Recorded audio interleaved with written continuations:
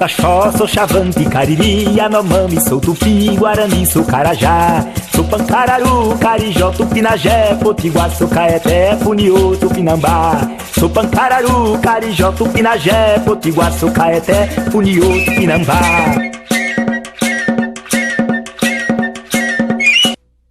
O que você sabe sobre o índio brasileiro? Não sei responder nada, não. O índio? Nada. Não sei. Do índio eu não entendo nada, não. De índio. O índio acho que seria uma pessoa que deve existir, né, no Brasil. No norte do Brasil ainda existe, acho que no Nordeste. No Goiás, né, Amazônia. Acredito que no Ceará também tem, só que mais vestido, né, só vestido. Viram o que as pessoas falam e o que eles pensam sobre os índios no Brasil e sobre a nossa história toda?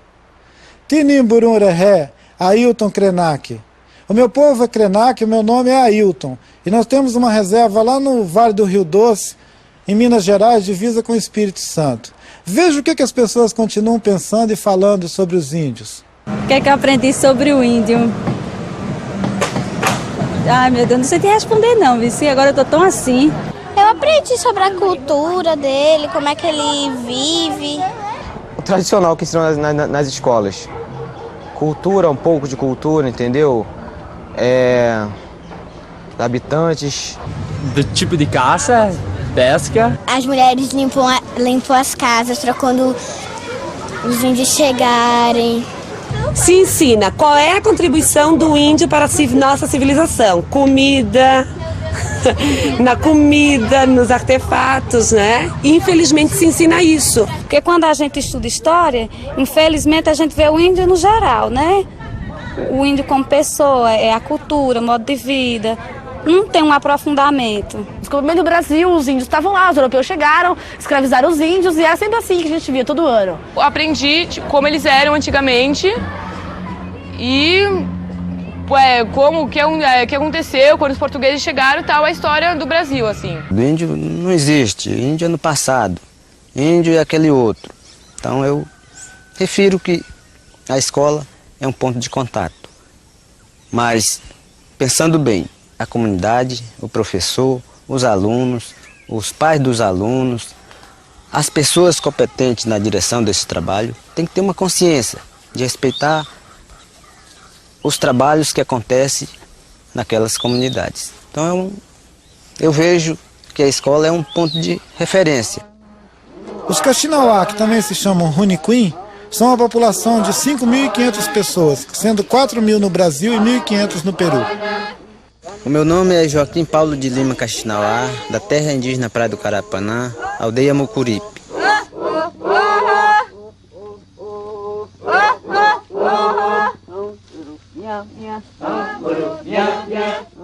No primário, assim, na pré-escola primário, eles ensinavam que os índios eram bichos, assim, como se fossem bichos, assim, né? Vestia roupa de penas, né? Atirava com a flecha, assim, né?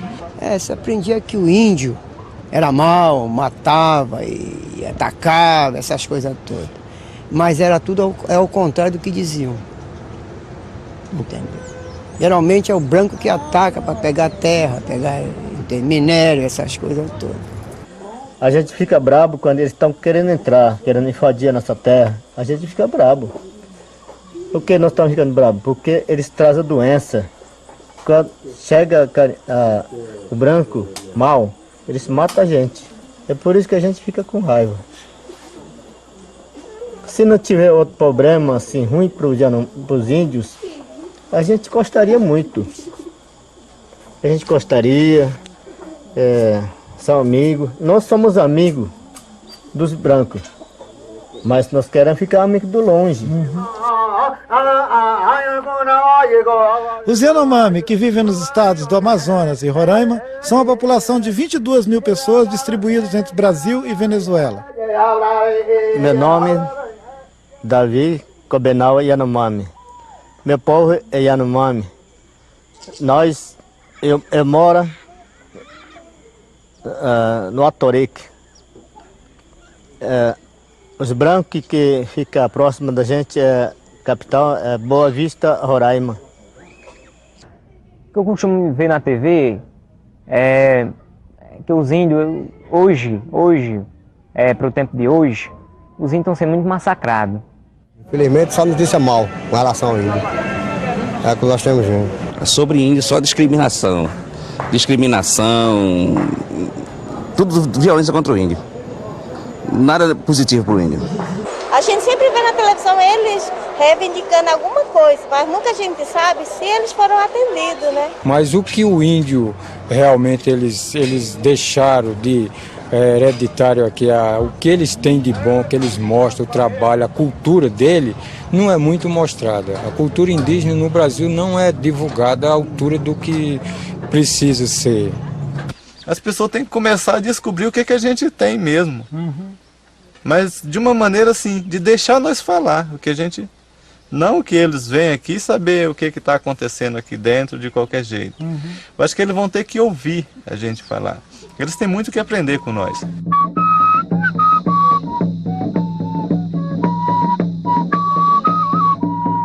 Os Exaninca, que vivem no estado do Acre, são 800 pessoas. No Peru, tem mais 30 mil.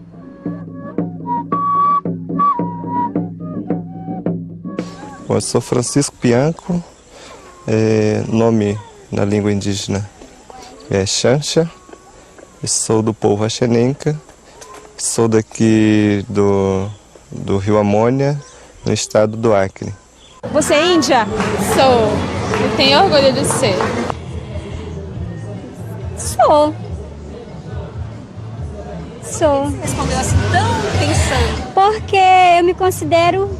Porque eu sou uma índia porque eu sou descendente de índia, né? Não, senhora. Mas a senhora parece... Sou descendente de índio. Descendente de índio. E não é índio? Acho que não, né? Eu sou índio, sim. Tenho orgulho de ser índio. Tenho orgulho de ser índio porque nasci aqui na tribo. Meus avós antepassados eram índios. Eu sou índio. Agora só porque eu uso bigode, eles dizem que eu não sou. Eu queria saber se você é índia. Não. O que você é? Eu sou índia porque eu sou do Amazonas, né? Só isso. Oi, tem vários índios que se sair da aldeia fora que diz assim, é índio, eles não querem dizer que é índio não. Não quer ser não. E outros que não é índio, desejam ser índio. A coisa é assim. Quem é índio, filho da terra, não tem deles que não querem ser índio. E outros que não é, querem ser índio. Porque diz que o índio, por o mundo, era discriminado. Se fosse dizer que era índio, não tinha chance, não tinha vez. Índio que era índio, era de menor. Tem muita gente aí que diz que aqui no Nordeste não tem mais aldeia, não tem mais índio.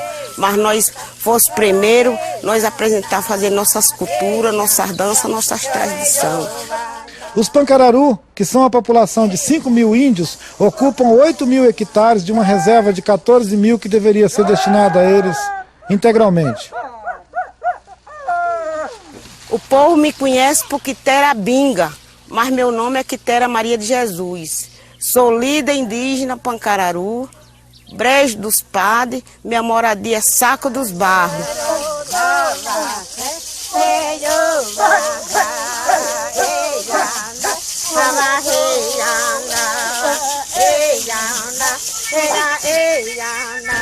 Eu acho que o índio é uma pessoa igual a nós, né? Só que muda de cor e foi considerado como um animal. Mas o índio, nós sabemos que ele é humano, mas tem um gênio quase de animal. É índia, né? Parece que não é gente, né? Mas na realidade é. O preconceito contra o índio é porque o índio ainda hoje ele não perdeu aquela característica de selvagem. Para muitas pessoas, quando se fala de um índio, é como se estivesse falando de um selvagem. O índio é preguiçoso. Eu acho muito preguiçoso. Não, o índio não é preguiçoso, o índio já nasce com preguiça. Não é verdade? Eu penso isso aí, não é verdade, né? O índio é muito preguiçoso, quer tudo na mão. Quer carro, quer trator, quer caminhonete, quer dinheiro, quer remédio, quer médico e produzir nada. Eu sou contra o índio. Eu acho que é mais inveja. O povo tem inveja do índio e quer humilhar o índio. Uns dizem que ele é preguiçoso. já é uma discriminação, né? Das piores que eu acho.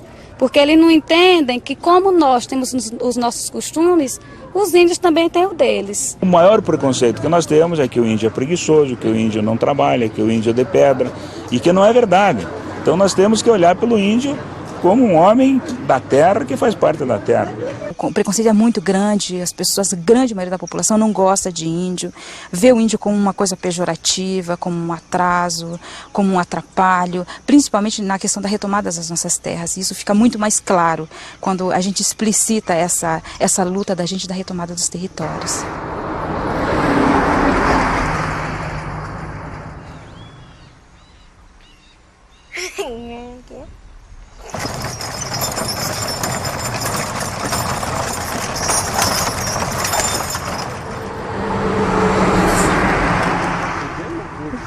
Eu sou a Zilene Crim Inácio, sou da etnia Caingangue, eu sou formada em Sociologia pela Pontifícia Universidade Católica do Paraná.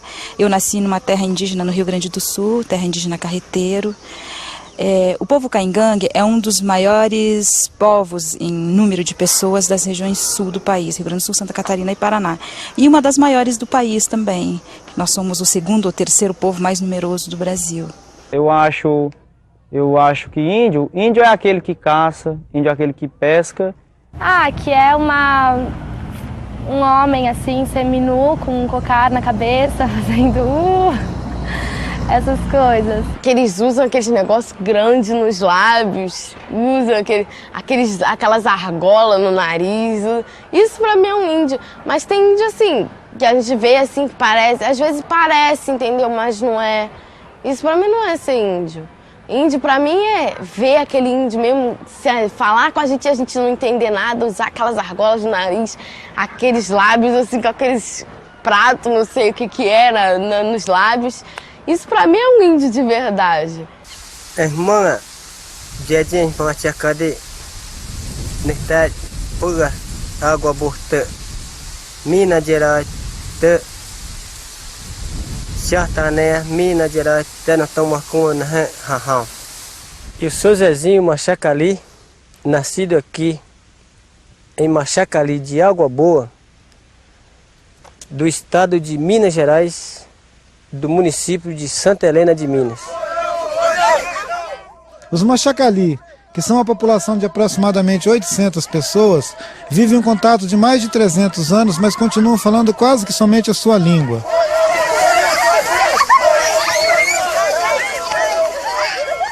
Que hoje, porque o índio, ele trabalha na FUNAI, o índio hoje tem carro, hoje o índio tem as suas terras, o índio tem suas casas, o índio tem seu comércio. Então, o pessoal, principalmente do sul aqui, e de todo o Brasil, eu acho que o índio não pode, o índio deve apenas ser no mato, em palavras, assim, não é verdade, né? Na região deles, nas ocas deles, né? Muitos deixaram a cultura deles de lado e passaram a viver como branco. Produtos importados, antena parabólica, TV colorida, carro importado. É isso que eu acho que está acontecendo com o brasileiro. Pessoal, aqui são caboclos, eles votam. Faz tudo igual o branco, não é índio. O senhor acha que quando a pessoa sai da aldeia, vem para a cidade, começa a trabalhar, estudar, deixa de ser índio? Eu acho. Muita gente, quando começou a organização indígena aqui no Rio Negro, por exemplo, muitos diziam que eles não eram índios. Pensava que saber escrever, falar português, deixava de ser índio. O que a gente fomos? Fomos muito atrás, batendo, por exemplo, quando a gente fala assim, não. E como é que alguém vem lá de longe, ou de outros países, vai chegar aqui, ele vai ser alemão, vai ser espanhol, vai ser não sei o que, ele não vai deixar de ser. Só porque pisou na terra indígena, ele vai ser índio, não. Então nós também somos assim. Para onde a gente for, a gente vai ser índio. A gente pode ser doutor, aviador, o que for, mas sempre a gente vai ser índio. Falar nossa língua, saber da nossa cultura e da nossa história. Os Baniwa, que vivem no Alto Rio Negro, são uma população de 4 mil pessoas no Brasil e mais 12 mil na Colômbia e Venezuela.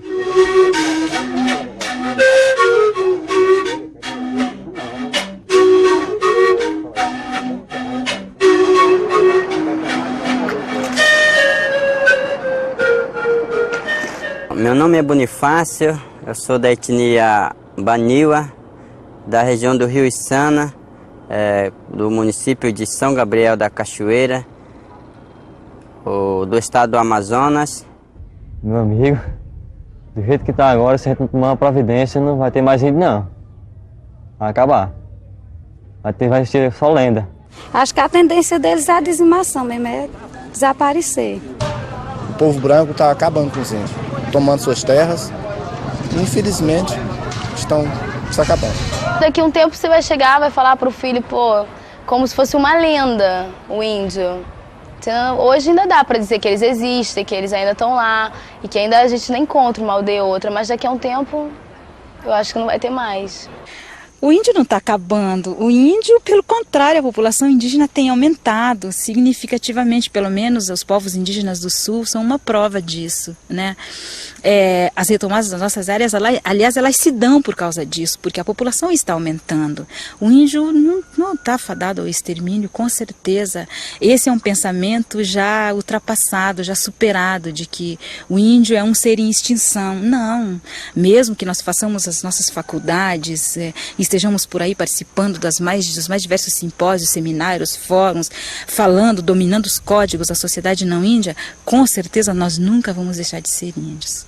Kaxinawá, Yanomami, Guarani, Terena, Caingangue, Krenak, nenhum de nós achamos que nós estamos acabando, como você viu. E há 50 anos atrás, as estatísticas do governo davam uma população de 150 mil pessoas para todos os índios do país. Hoje nós somos uma população de 350 mil pessoas em todo o território nacional, só que distribuído em mais de 200 culturas, com povos diferentes somando essa população. Nessa série, você vai entrar em contato com pelo menos 10 culturas em profundidade desse grande universo de culturas que são os povos indígenas no Brasil. É com prazer e valor.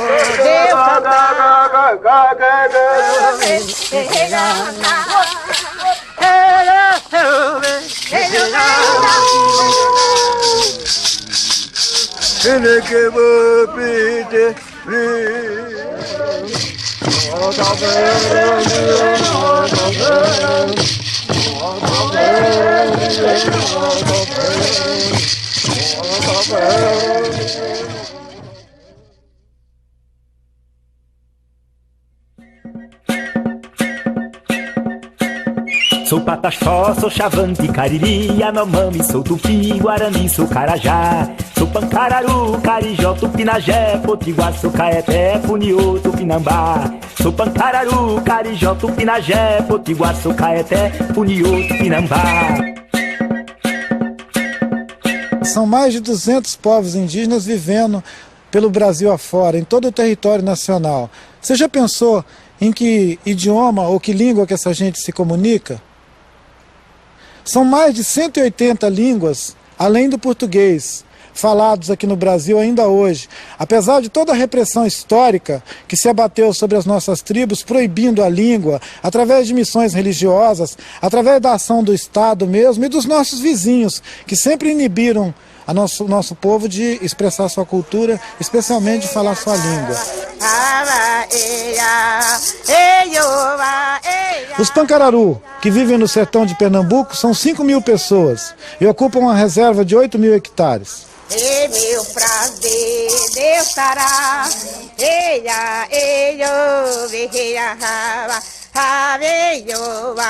é com prazer e valor de eu cantar.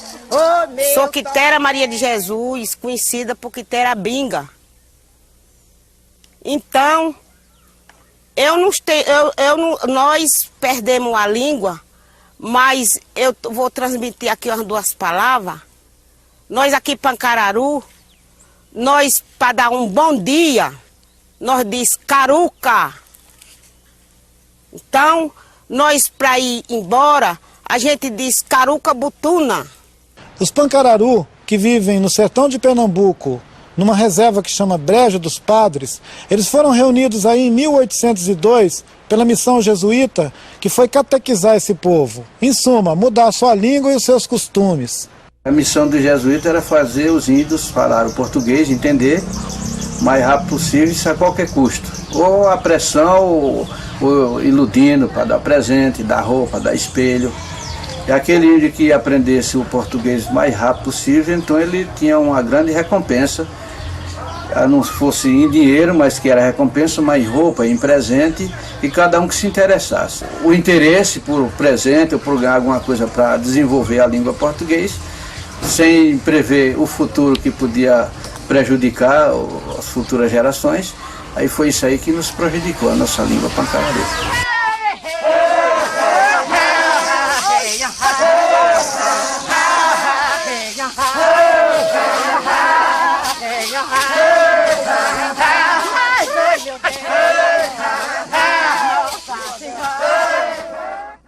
Assim como os Pancararu no sertão de Pernambuco sofreram a repressão lá na mão dos padres jesuítas que chefiavam suas missões no século XIX, agora no século XX nós assistimos a história se repetindo, só que com os índios que vivem na floresta, lá no Amazonas, no Alto Rio Negro.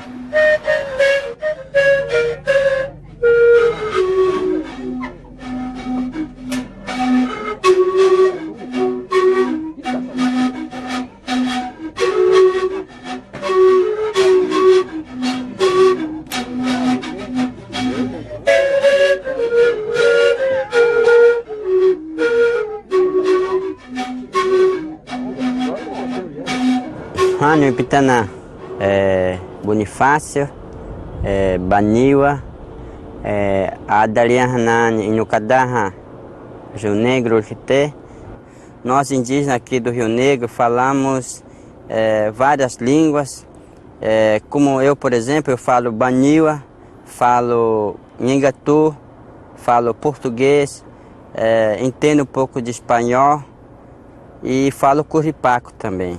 Então são as línguas que a gente fala e aqui normalmente o indígena tem que falar 1 ou 3 línguas para poder se comunicar, porque nós somos 22 povos diferentes, geralmente é natural que a gente fala 3 línguas além de português, que é língua nacional. Uns anos atrás, sabe, vêm os missionários, entendeu? Aí eles dizem assim, olha, porque falávamos o tupi, isto é nós baré. Aí depois como é idioma tupi, é idioma brasileira, né? Nós deixamos o tupi, o baré para falar o tupi. Vem a civilização, larga-se o tupi para falar o português. E agora? Língua geral ela não fala. Não. Pois é. E aí foi sumindo as nossas línguas, vamos dizer, as nossas gírias. Pois é. É isso que sucede. Bom, eu fiquei preocupado, porque na verdade eu sendo baré estou falando uma outra língua. Por quê? Que eu quero falar a minha língua, por exemplo. A língua baré realmente se extinguiu, né? E na verdade essa língua Nhengatu, que a gente chama por aqui, acabou sendo língua geral, né? Ela foi introduzida de fato, né? Foi introduzida pelos missionários e comerciantes. Foram 8 anos de internato, eu passava 45 dias por ano em casa. Esse internato é da missão, né? Missão religiosa. Esse internato foi da Igreja Católica, na verdade, né? Que a gente era obrigado, assim, a falar português, deixar de lado a cultura, deixar de lado a língua materna. Todo mundo falava só língua geral, entendeu? Não tinha jeito da pessoa falar português, porque todo mundo falava a mesma língua, sabe? A não ser os tucanos, os Baniwa, que chegavam com uma língua diferente, aí a gente tinha que traçar o português com eles, porque nem eles entendiam a nossa língua, nem nós deles. O tucano, por exemplo, foi muito utilizado na escola. Então, quer dizer, outras línguas, tariano, piratapuia, uanano, a gente deixava de falar aquilo para falar uma língua indígena para se comunicar com os outros além do português. A gente não podia, vinha chegando algum padre, alguma outra pessoa branca, a gente falava português, tá? Mas ele saía de perto e a gente tocava a nossa língua. Certo? Mas era proibido, sim. Então era um sistema assim muito, muito rígido. Então, ou você falava com os companheiros na língua indígena escondido, ou você era submetido a uma pena, né? Porque teve um momento que eles usavam um chaveiro, um negócio assim para colocar a chave, como sinal para as pessoas que falavam a língua indígena. Quem fosse pego falando língua original pegaria algum castigo, ficaria sem merenda, sei lá, qualquer um castigo dessa natureza. mesmo assim, a gente preservou tudo o que a gente tem hoje, né? Algumas partes talvez a gente perdeu. Por exemplo, os Baniwa, do qual eu faço parte, nós temos, nossa língua tem uma escrita dela, né? A gente lê e escreve nossa língua há 50 anos, né?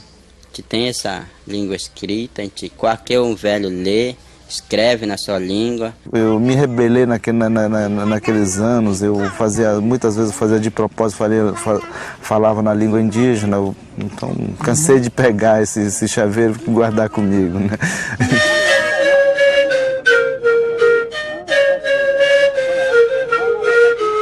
Na época era só sim e sim, né? Hoje não, a gente tem que dizer que nós somos diferentes e temos que ser respeitados conforme a nossa maneira de viver, né?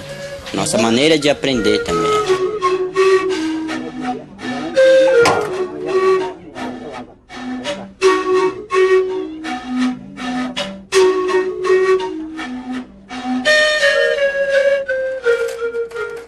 Você viu como é que foi pesada a repressão aos índios lá no Alto Rio Negro.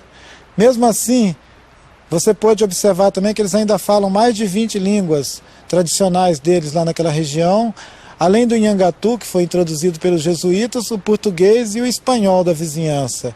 No sul do Brasil, essa repressão à língua foi feita pelo Serviço de Proteção aos Índios, os funcionários do governo pagos para atrapalhar a vida dos caingangue, como você vai ver agora.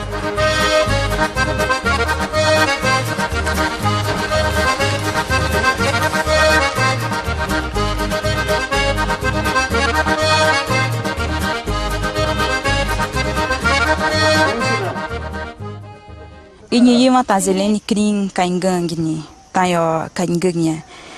Eu gostaria de falar para vocês que uma das maiores resistências da gente é a língua. O Caingangue perdeu quase tudo que tinha. Nós só temos um ritual, que é o Kiki, que é um ritual que a gente faz aos mortos. E pintura, adereços, tudo isso a gente perdeu. A gente agora está fazendo trabalho de resgate, mas a questão da língua a gente manteve. Nós falamos, os nossos filhos falam, nós estamos alfabetizando os nossos filhos na língua para que a gente não perca isso. Estamos registrando as nossas histórias em Caingangue. A língua Caingangue continua viva.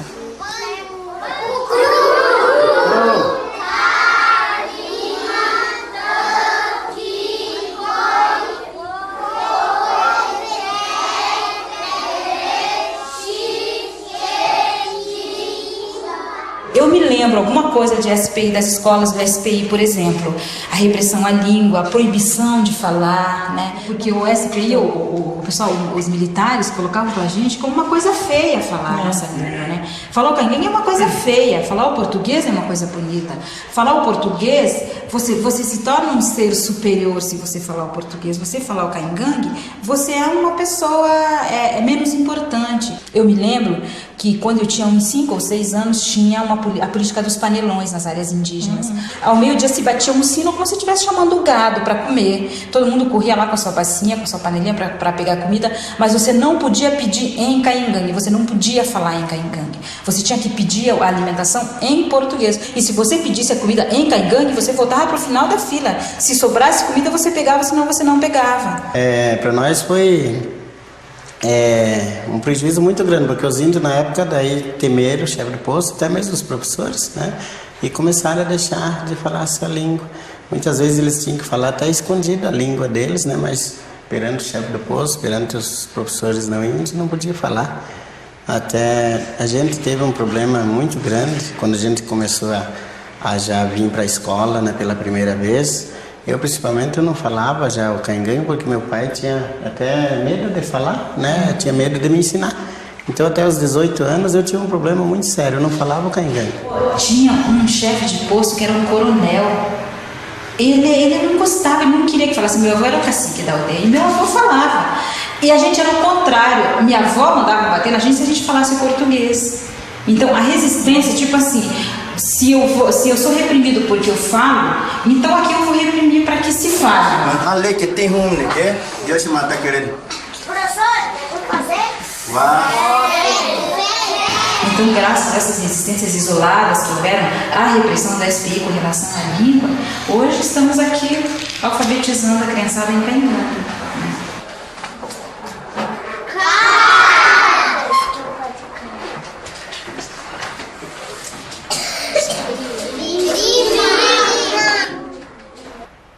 Uma conquista importante do final da década de 80 para o povo indígena foi botar na Constituição nosso direito a continuar falando nossas línguas diversas, mantendo a diversidade cultural, ensinando isso nas nossas escolas e obrigando o governo a apoiar nossas iniciativas nesse sentido. Você vai conhecer agora, então, a experiência dos índios Kaxinawá lá do Acre com a sua Escola da Floresta, que é uma expressão desse tempo novo, de assumir as nossas diversidades culturais e expressar ela da maneira mais plena. O professor Joaquim Maná é um dos mais antigos professores Kaxinawá do Acre. É autor de alguns livros e um dos principais pensadores da Escola da Floresta.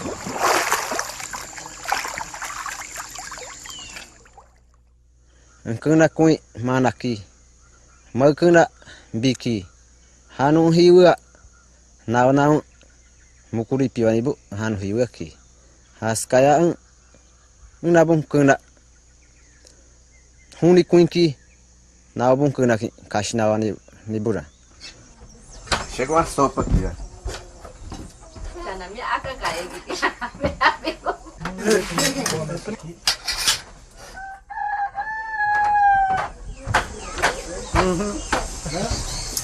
Eu acho que a escola é um ponto de referência de você ter vários contatos da língua portuguesa, de outra cultura, da sua própria cultura, da sua língua escrita e talvez até alternativas econômicas você pode planejar junto com os alunos, pais dos alunos, o que realmente aquela comunidade está decidindo a fazer.